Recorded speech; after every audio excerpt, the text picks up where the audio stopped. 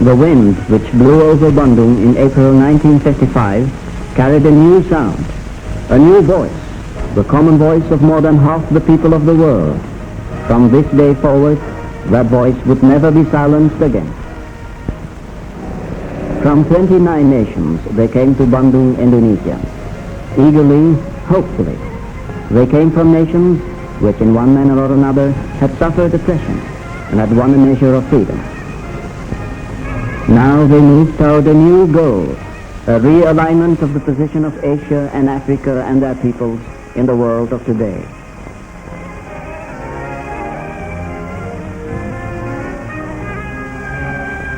Each country sent its trusted spokesmen.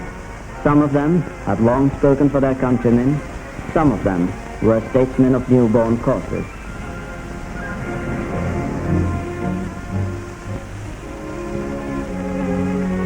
Some of the faces were widely known, and the crowds watched them with excitement and interest. For among these men might well be the architects of that good and peaceful life for which the whole world longs.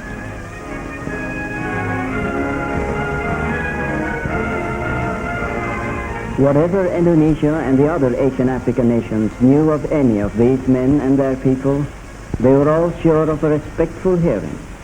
However great their dream of tomorrow, whatever they had chosen as a means of attaining it.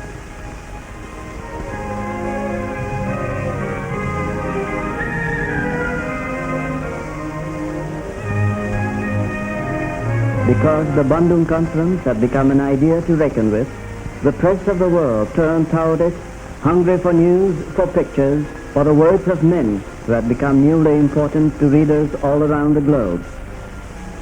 Bandung had been a quiet town. Now it suddenly found itself historic, and the streets shimmered with excitement. President Sukarno of Indonesia, leader of his country through the flames of its creation, opened the conference. And brother, it is my great honor and privilege on this historic day to bid you welcome to Indonesia. He welcomed to the conference those delegates whose presence in the company of free men was evidence of sacrifices they and their forefathers had endured, and begged them to approach the task with humility and dedication. I pray to God that the Asian African Conference succeeds in doing its job. Sisters and brothers, let this conference be a great success. His prayer had its echoes deep in every heart. As President of the Republic of Indonesia, and on behalf of the 80 million people of Indonesia, I bid you welcome to this country.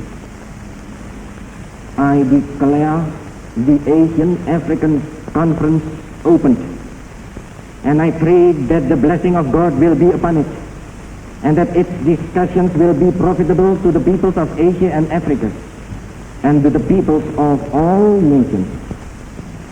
Bismillah. Godspeed.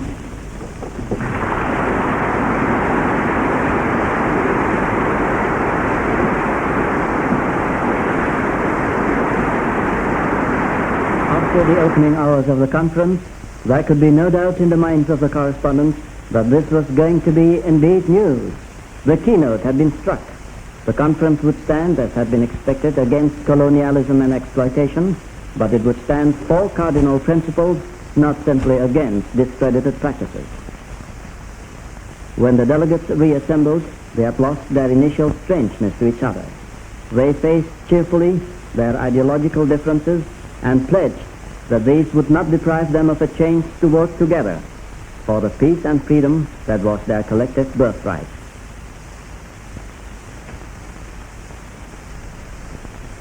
One of the first official acts of the conference was to choose Indonesian Prime Minister Ali Sastroamidjojo as president.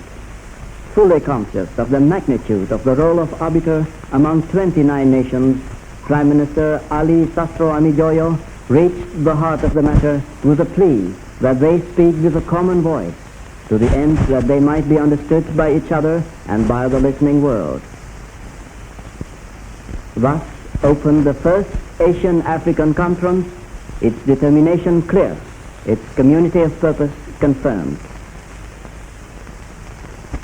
Celebrating the conference opening, a reception at the residence of the governor gave visitors a glimpse of the music and dancing of the area.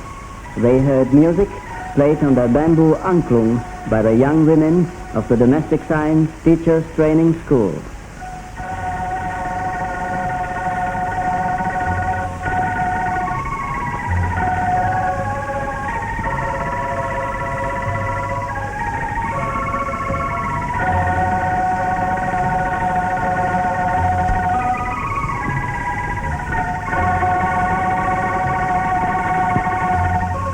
A dance called the peacock is a new form of a traditional dance of the Sundanese area, of which Bandung is a center.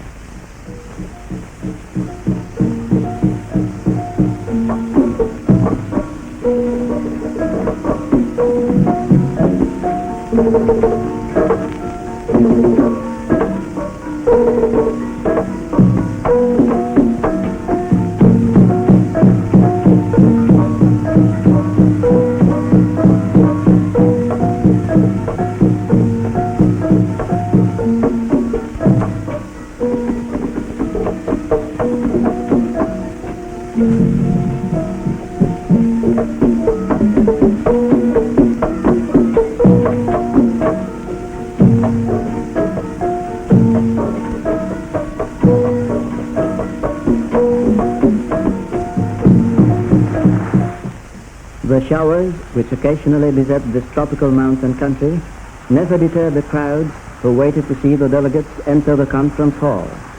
The second day of the conference began with statements of representative delegation heads. The Gold Coast delegates spoke of the hope that seeds sown at Bandung would bear fruits of peace and happiness. Japan expressed its readiness to help the Asian African countries attain prosperity. Jordan reminded the conference of the threat to world security in Palestine. Lebanon urged the delegates to work for the future of mankind. Liberia spoke of the meeting as an awakening of Asian and African people to their responsibilities in the world. Pakistan, one of the Colombo powers, asked for strengthened economic, political, and cultural relations. The Philippines, less than 10 years independent, spoke of political freedom, racial equality, and economic expansion. Syria called the conference a surge of peaceful progress in a world still threatened by war. Turkey raised a voice in admonition to the independent nations to guard that independence well. Continue to provide for the defense and the sovereignty and the territorial integrity of the country. Therefore, we under this rule, who have gained and preserved our independence as the cause of great sacrifices in the past, should now direct our thoughts to the question of whether or not we have taken all possible measures for its maintenance. Thailand affirmed its pride in being an independent Asian nation. Among the nations of Asia and Africa is indeed the first purpose of this conference. My government, fully conscious of the responsibilities of Thailand as an Asian nation, is in complete accord with it and has readily accepted the invitation of the sponsors to attend the conference. Prime Minister Chou En-lai of the People's Republic of China told the delegates of his purpose in participating in the conference. 印发给大家，在听到了许多代表团团长的一席发言之后，我们补充说几句话。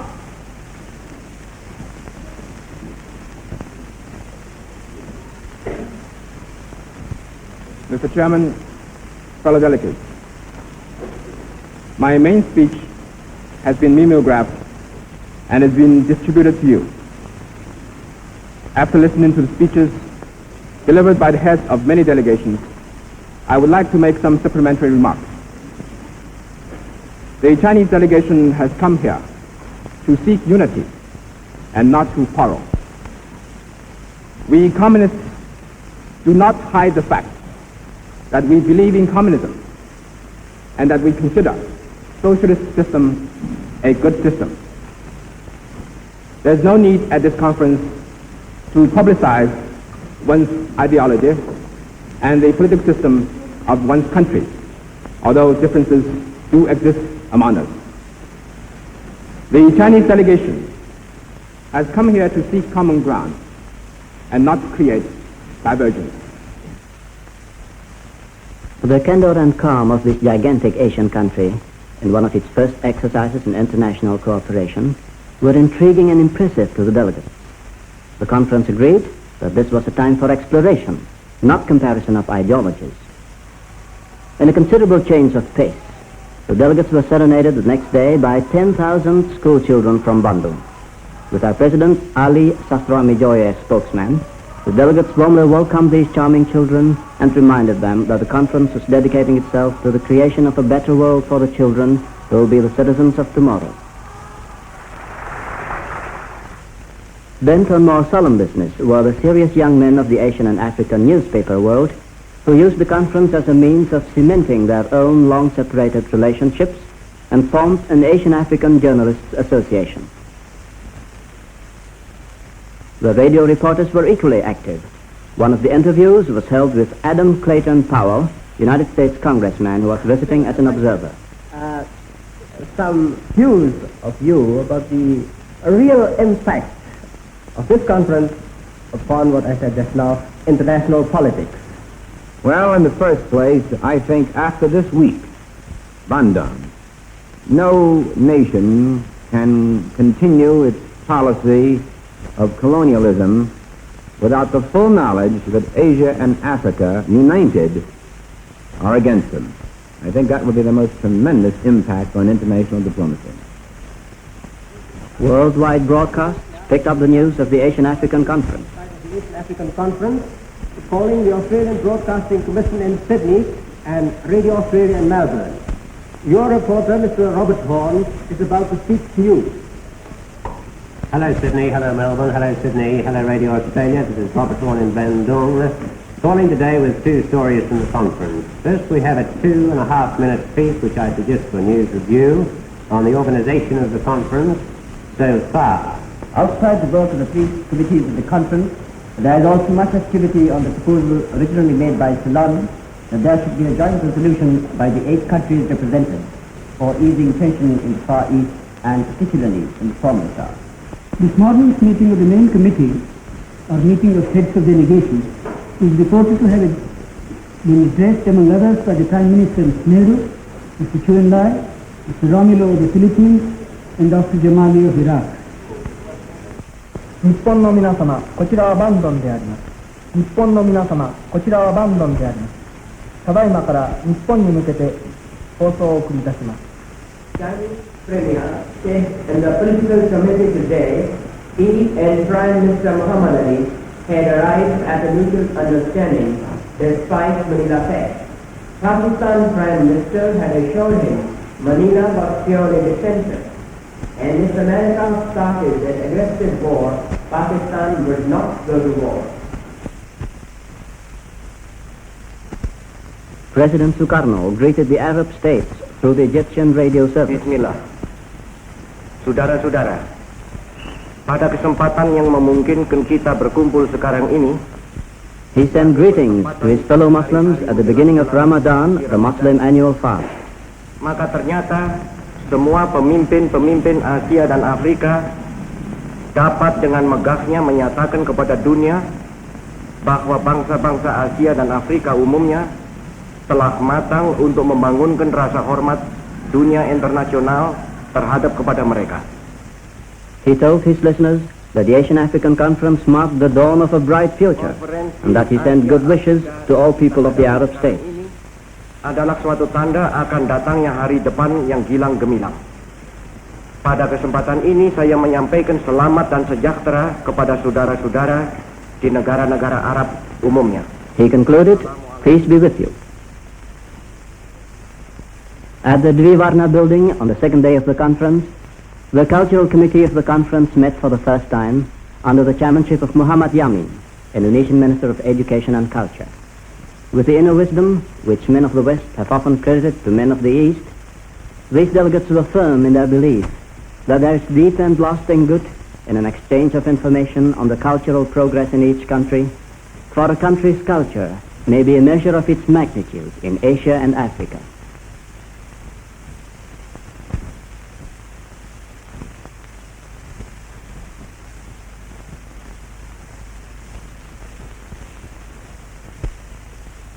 Religion, too, plays a strong part in the countries of most of the delegates. And on Friday, those visitors who are Muslims went to the great mosque of Bandung to pray. The Grand Mufti of Jerusalem, at the conference to speak of the Palestine question, led the prayer.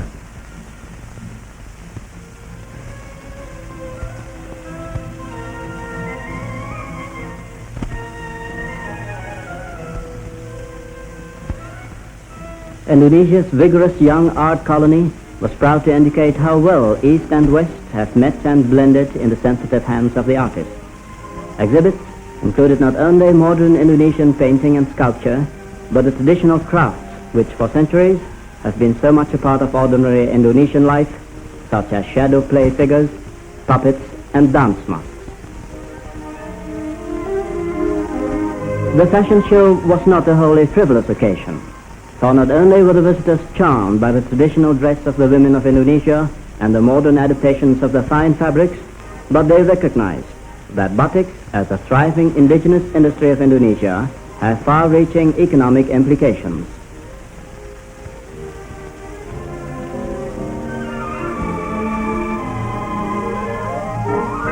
A few of the delegates occasionally joined excursions to some of the pretty spots near Bandung.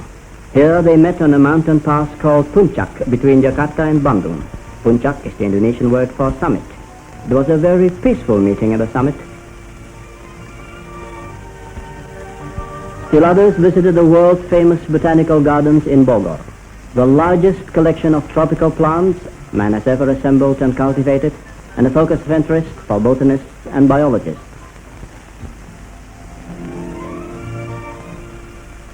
Although there was drama in the big conference sessions and warmth and informality in the delegate social encounters, the true heart of the conference lay in the working sessions. At the Dvivarna building, members of the economic, cultural, and political committees held their meetings. Many of these men had known each other before, had shared the same idealistic fever for freedom which led to their independence and ultimately to the conference at Bandung. But wherever and however their ideals had been formed, now there was a new seriousness to their contact with each other. For they bore the weight of more than half the world on their shoulders, and they meant, by every available just means, to see that part of the world grow in peace and freedom and prosperity.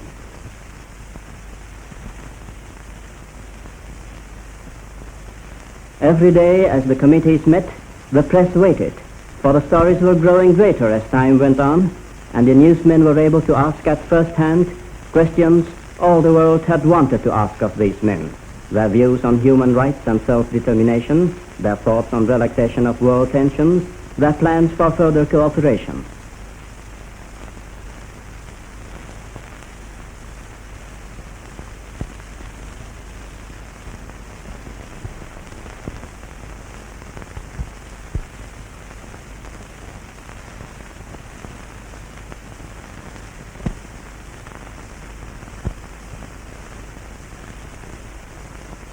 The closing session opens with a reading of the resolutions made by the conference. Words of the Common Voice of Asia and Africa, read by Secretary General of the conference, Ruslan Abdul Ghani. The participating countries on the basis of mutual interest and respect for national sovereignty. The proposal with regard to economic cooperation within the participating countries do not preclude either the desirability or the need for cooperation with countries outside the region. including the investment of foreign capital. It was further recognized that the assistance being received by certain participating countries from outside the region through international or under bilateral arrangements had made a valuable contribution to the implementation of their development program. Despite the prophecies, they had not challenged, they had not threatened, they had argued and questioned among themselves, but when the time came to speak to the world, they spoke together with calm and reason and the tremendous strength of unity. Their one demand was that lawful rights be respected. The Asian African Conference urged the Netherlands government to reopen negotiations as soon as possible to implement their obligations under the above-mentioned agreement and expressed the earnest hope that the United Nations would assist the parties concerned in finding a peaceful solution to the dispute. They called for a universal United Nations. Promotion of world peace and cooperation. 1. The Asian African Conference, taking note of the fact that several states have still not been admitted to United Nations, considered that for effective cooperation for world peace, membership in the United Nations should be universal. Calls on the Security Council to support the admission of all those states which are qualified for membership in terms of the Charter. Following the reading of the resolutions, the delegates all had the opportunity to speak, to give their final thoughts to the conference. First in this group was the representative of Afghanistan.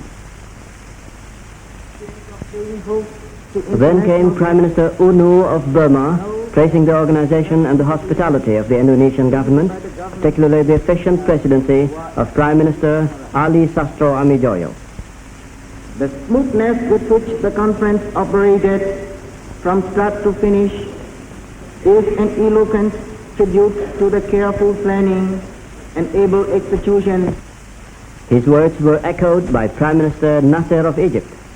There is no doubt that our conference has scored a tremendous success.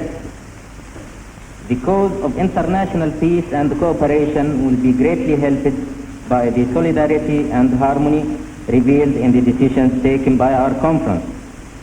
The cause of freedom will be greatly inspired by the deep concern and full support which all the Asiatic and African countries have shown with regard to the questions of human rights and self-determination. Jawaharlal Nehru of India then spoke. For 7 days, we have been in this city, present city of Bandung, and Bandung has been the focal center, perhaps I might even say the capital of Asia and Africa during this period.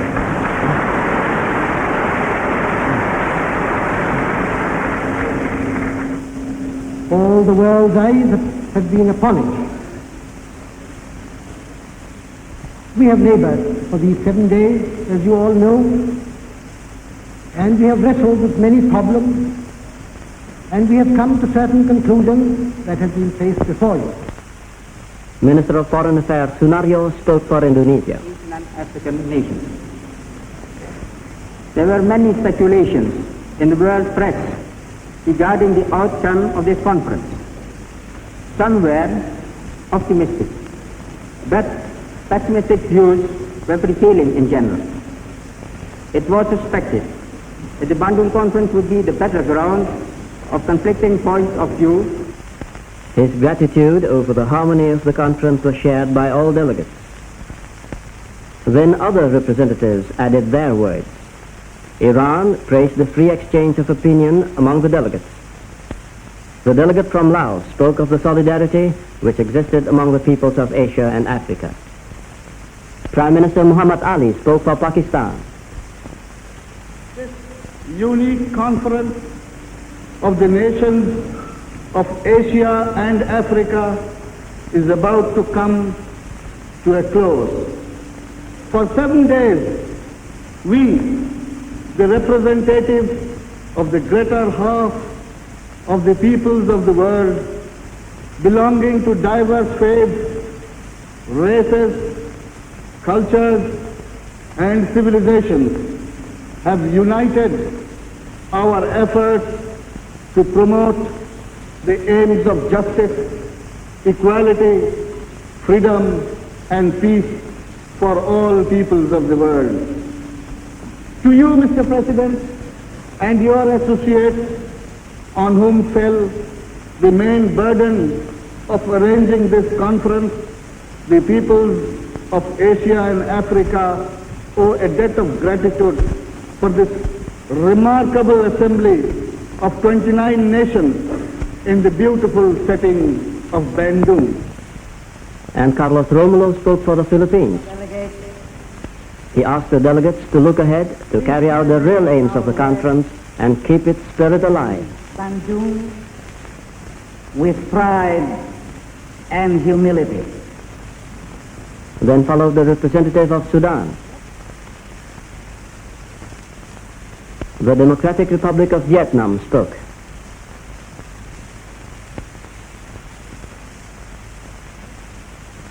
The state of Vietnam was also heard from.